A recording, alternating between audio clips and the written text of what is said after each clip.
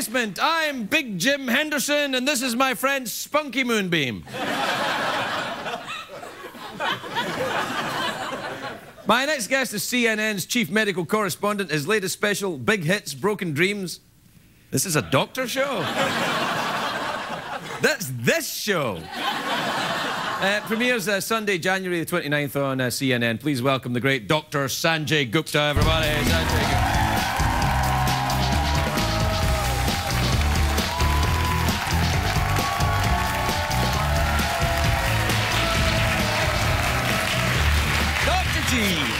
Thanks for having me. Dr. G, good to see you. I like your suit. Yeah, you like that? Yeah, look at this. you know what? Oh, good socks. I got good. Look at them. Wow, look at that. Yeah. Do you know what matches your tie? Socks say? Well, they don't. Well, I guess that. But you know what fancy socks says if you wear a suit but you wear fancy socks unexpectedly? Huh. Adventurous in bed. Which brings me to my first question. Are you, Doctor? Actually, I suppose if you have a working medical knowledge of the human body, you probably know right where to go to get I know certain things, yeah. yes. Is that why women are so attracted to doctors, I guess so? Yeah, part of the reason, yes. Yeah. Lots of mojo.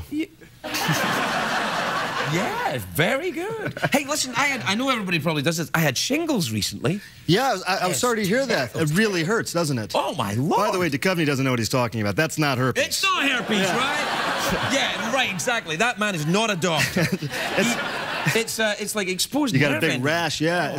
Oh, it's a chickenpox virus. Right. And did you have chickenpox ever? When I was a kid, yeah. When you were a kid. So the virus never actually goes away. I see. And at some point in your life, either because of stress or something else, the virus comes back, and it's much more painful as an adult. It really was terrible. And the thing was, it wasn't like painful just the rash. It was the pain that wasn't the rash. It was like, it felt like a pulled muscle or broken bones. Right, right. But you could definitely see the rash. Oh, you could see the rash, and then the rash went away and the pain was still there. You know there's a vaccine for this. Yes, I know, and I'm going to get it. You're going to get it now? Well, I've got a tattoo to get at the weekend, and then... Perfect. Really? I'm a doctor. I'm not going to condone or condemn. All right, okay. That's good. Tell me about the special, by the way. Well, I'm really excited. You know, I've been very interested in. I'm a big sports fan. I like watching football, and I was just. It's amazing to see the number of concussions that happen. Certainly at the professional. I got concussion when I played sports. Yes. Is that right? What happened? I can't remember. I got concussion. No, I used to play when I was in school. But not football. I mean, because you're well, kind of like football, rugby. I used to play rugby, and basically it's like football. But no with helmets. No pads, and if you win, you drink the blood of the opposing team out of their skulls. But you didn't have a helmet on it, and that's the thing about rugby. A helmet, yeah. And some people say it's actually safer not to wear a helmet because you're more likely to protect your head. With football, you know, you might use your helmet as a ramming device into somebody else, and that's part of the problem. Right. I don't know. I mean, maybe I'd be. You know, the symptoms of concussion I thought was so weird because I was crying uncontrollably, and I didn't even feel sad or feel like crying. I was like, the doctor's like, "Are you okay?" I'm like, "Yeah, I'm fine. I have no idea why this is happening." I mean, really, I mean, the symptoms can be pretty vague. I mean, people may feel a little confused. They can have bad headache. I had a concussion once as well, right. And I was actually in the middle of the desert covering a story, and I got. We were in Iraq, and we were driving along, and we were in a 7-ton truck. I was covering the war, and we went over a improvised explosive device, and I got thrown out of the truck, and I landed on my head. You are badass. Yeah, man. That also gets the girls. Yeah, yeah, I got concussion when I went over an IED in Iraq, and I'm a doctor. I know what to do. But, you know, there's so many things that are happening in football that can make the game safer. And as a neurosurgeon, and a sports fan, I was really interested in this. I have 3 daughters, so I don't think I'm going to have to make the decision about whether they play football. But I think about this a lot. So we've been working on the documentary for a year. Do you think about you work about other sports as well, boxing and the contact sports? Yeah, you know it was Ali's 70th birthday yesterday. Yeah. 42 years old is when he started to develop tremor. Right. And he wrote about it at the time, and he was fully convinced himself that it was due to, you know, the number of hits that he took to the head. And there's lots of data now to suggest, you know, that the people develop dementia, they can develop Parkinson's-like symptoms from boxing. Well, they get it from, but you can develop that without getting hit. You can, right. But at 42 years old, he started developing. And these football players, I mean, they retire. We never hear from them again. But as part of this documentary, we were talking to these players, and Craig, it's the most amazing thing. They're in their 40s or 50s. Right. They're handsome. They're physically fit, and they've already started to develop profound memory loss. It's sad to see, but it's definitely because of these blows to the head. Head injuries. Yeah, that's what the. So what you advocating the use of more helmets or different rules of the game, or what? Well, the thing about concussion, this is very interesting. Helmets can provide a certain amount of protection, but you think about when they have a head hit, the brain is moving within the skull, back and forth. So the helmet can't really stop that.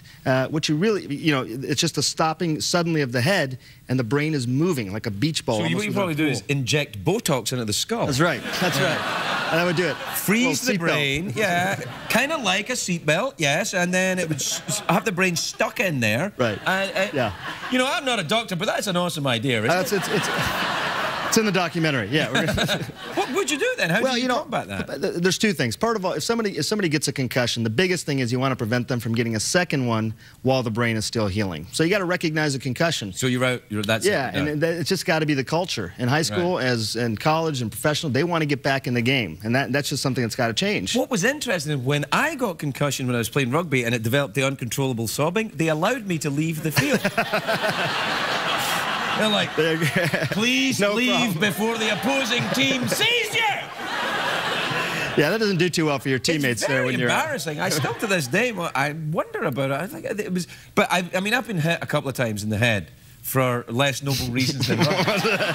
Do share. Well, I remember kind of hazing out a little bit when I got punched a couple of times. Like, just, is that damage occurring? Like, were you just... Yeah. I'm sorry you got punched, by the way. Oh, but I fully deserved it. Please don't worry. Yeah, it's it's gonna be. You don't have to get knocked out to be a concussion. That's a misconception. Right. But people, they may have blurriness of vision. They may feel a little confused. Everything got really hollow for me when I had the concussion. All of a sudden I couldn't hear everything. I felt like I was in a big box, And how long did it take to clear up? A couple days, really, before I felt right back to myself again. So. What about the emotional effects of something like that afterwards? Were you kind of freaked out a little bit? Well, people, they can become depressed for a little bit after, and that may have explained the sobbing. They can become angry.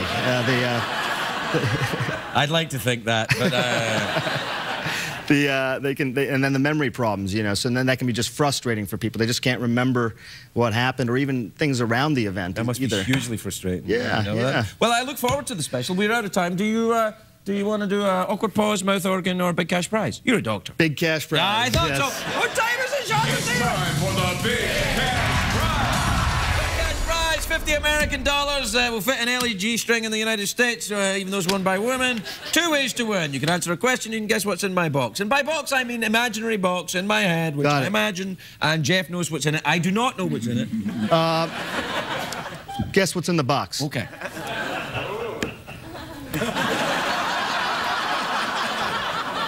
I'm sorry, Doctor. I don't know if you noticed, there are bees in the audience. All right, I'm imagining a box. And it's a fairly small box. Snug little thing, it is. I don't know what's in it, though. I don't know. Do you know, Doctor? Should I guess now? Yes. You said it was a small box? Soap dildo.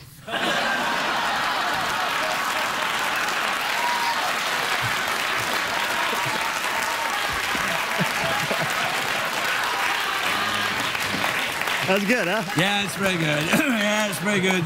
You did the callback there, right there. Jeff, what's in the box? Man, you're a friggin' genius. It is soap dildo. It was a soap dildo. $50 American. Did anyone say to him, look, it's too early. You shouldn't be playing yet. Think about that hit you just took. No, because